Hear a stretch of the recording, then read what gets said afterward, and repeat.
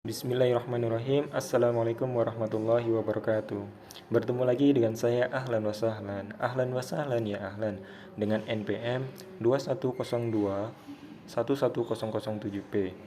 Di video kali ini saya akan menjelaskan tentang tugas akhir ataupun UAS dari mata kuliah Software Testing semester 5 dengan dosen pengampu Zulkifli STNKOM. Untuk soalnya yaitu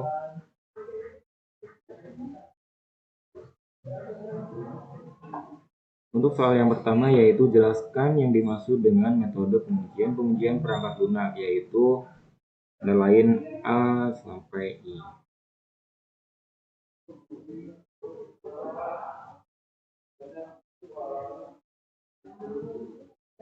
Metode yang pertama yaitu metode black box testing.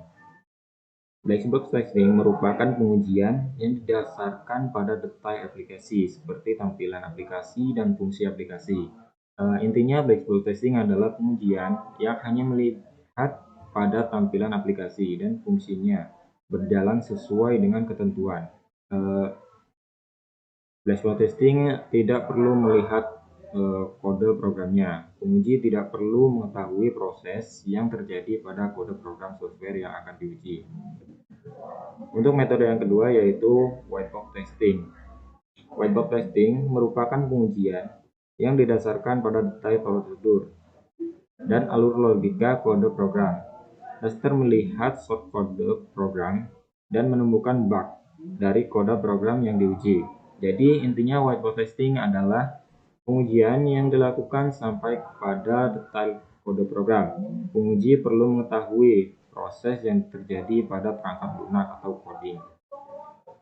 Untuk metode yang selanjutnya yaitu unit testing. Unit testing merupakan proses pengembangan perangkat lunak di mana bagian aplikasi terkecil yang dapat diuji, diperiksa secara individual dan independen untuk mendapatkan hasil yang tepat. Metode yang selanjutnya yaitu sistem testing. Sistem testing adalah pengujian untuk memastikan bahwa keseluruhan sistem tidak berfungsi dan bahwa sistem telah memenuhi persyaratan pengguna atau user requirement.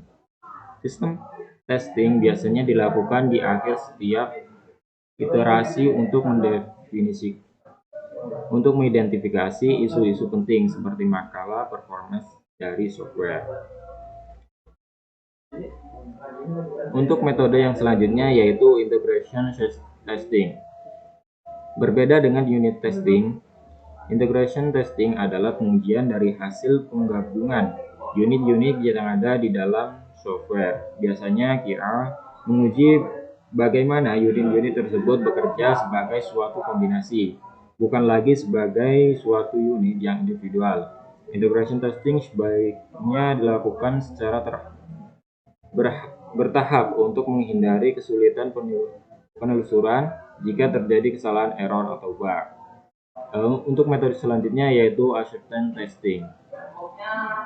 Acceptance testing merupakan proses pemeriksaan apakah solusi tersebut sudah sesuai dengan kebutuhan user. Acceptance testing ini terdapat true positif, kemudian true negatif. Adapun false positif dan false negatif. Adapun contoh dari true positif yaitu skenario benar dan hasil sesuai, yaitu pada login. Ketika kita sudah melakukan login, yaitu memasukkan user dan password benar, hasilnya berhasil login, yaitu berarti tersebut jadi true positif. Selanjutnya yaitu true negatif.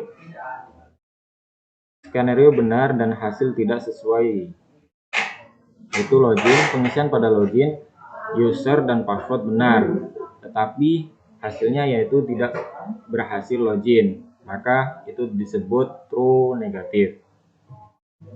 Skenario salah dan hasil sesuai. Ketika memasukkan user dan password salah dan hasilnya yaitu tidak berhasil login dengan output sesuai, maka disebut false positive. Skenario salah dan hasil tidak sesuai. Ketika mengisi user dan password salah dan hasilnya yaitu berhasil login dengan atau output tidak sesuai, maka disebut false negative.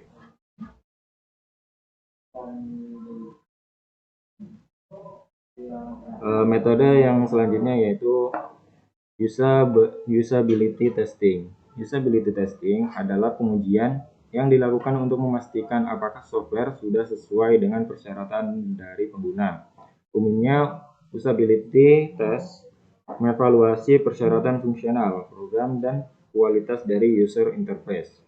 Pengujian ini sering dilakukan untuk mendapatkan feedback timbal balik yang cepat dalam meningkatkan interface dan mengkoreksi kesalahan dalam komponen perangkat lunak. Untuk metode selanjutnya yaitu performance testing. Performance testing adalah integration dan usability test yang menentukan apakah sistem dapat memenuhi kriteria kinerja berbasis waktu seperti response time dan throughput. Response time menentukan batas waktu maksimal yang diizinkan dari respon software. Selanjutnya yaitu smoke testing. Smoke testing adalah pengujian yang akan dilakukan setelah software yang dibuat untuk memastikan bahwa fungsi-fungsi penting dari program tersebut bekerja dengan baik. Smoke test biasanya dilakukan setiap hari atau beberapa kali per minggu.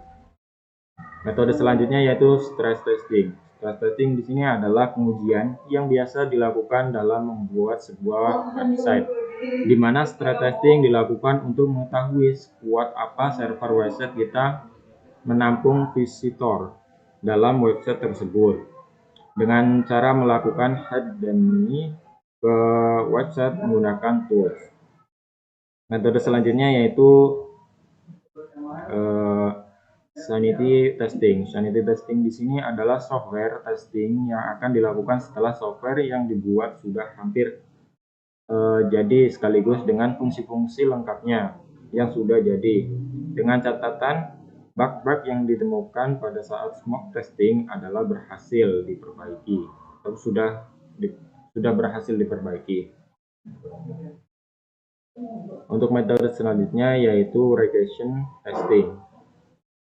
Regression testing adalah jenis pengujian yang dilakukan saat mengembangkan software untuk mengetahui apakah fungsional sistem berjalan dengan baik. Singkatnya yaitu tujuan utama yaitu untuk meminimalisir bug yang mungkin akan muncul setelah adanya pembaruan fitur pada software.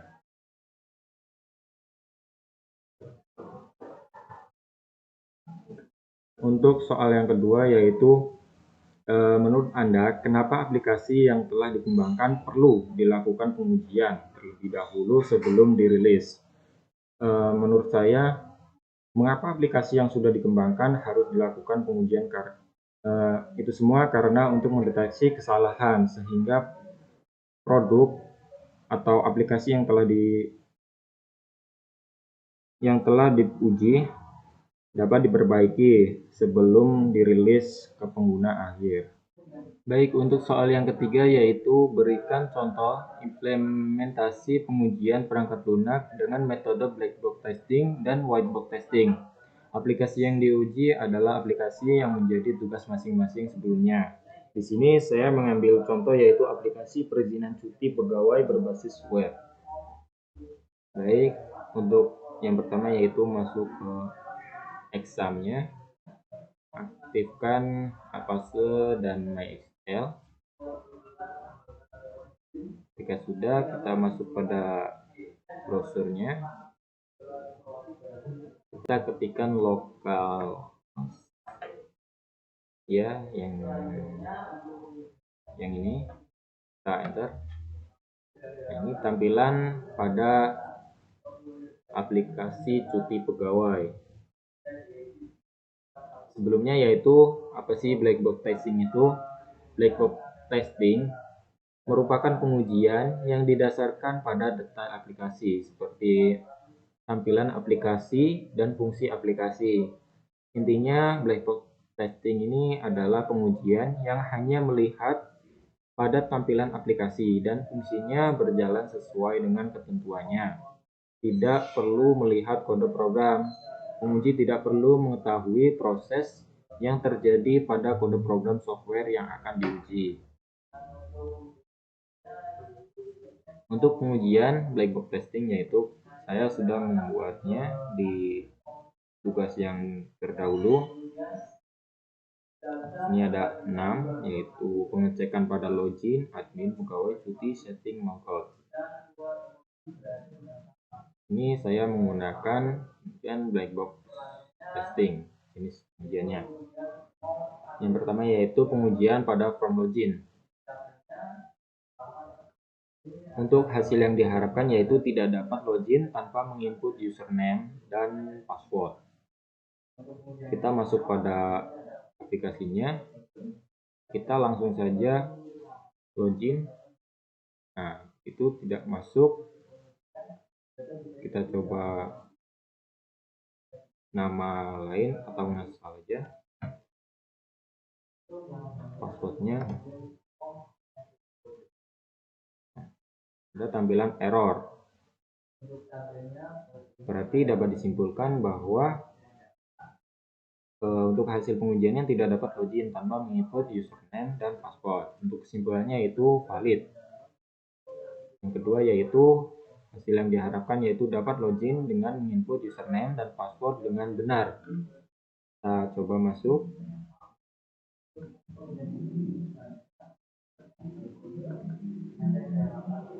Kita masuk sebagai admin pusat, yaitu admin.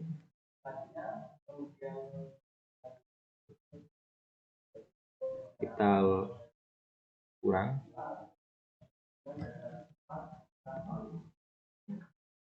Kita login. Kita masuk. Ini berhasil masuk ya sebagai Pati. Pati di sini merupakan pusatnya ya.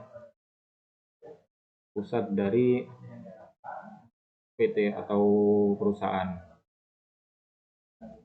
Di sini ada 3 yang memegang, yaitu sebagai pusat atau Pati, kemudian sebagai admin, kemudian sebagai pegawai. Ini tadi bisa masuk ya, berarti kesimpulannya yaitu valid karena hasil pengujiannya yaitu dapat login dengan menginput username dan password dengan benar. Kemudian yaitu hasil yang diharapkan yaitu muncul pemberitahuan bahwa login berhasil. Kita coba dulu. Kita logout dulu.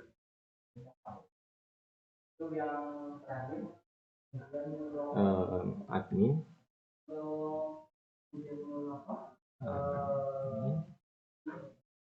Kita klik pada logout. Nah, seharusnya muncul pemberitahuan atau notif yaitu berhasil.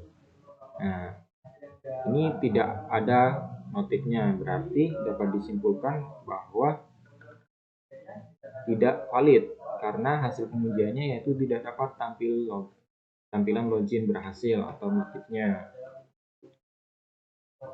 Kemudian pengujian form admin. Form admin kemudian ada pengujian form pegawai dan seterusnya sampai ada logout. Kemudian yaitu metode dengan white box testing. Apa sih white box testing itu? White box testing itu merupakan pengujian yang didasarkan pada detail prosedur dan alur logika kode program. Tester melihat shortcode program dan menemukan bug dari kode program yang diuji. Jadi intinya yaitu white box testing adalah pengujian yang dilakukan sampai kepada detail kode program. Penguji perlu mengetahui proses yang terjadi pada perangkat lunak tersebut atau codingannya.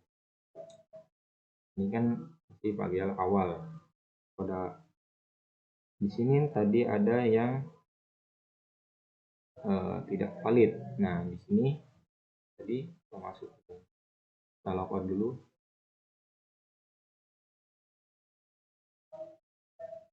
Nah, coba kita masuk ke admin lagi.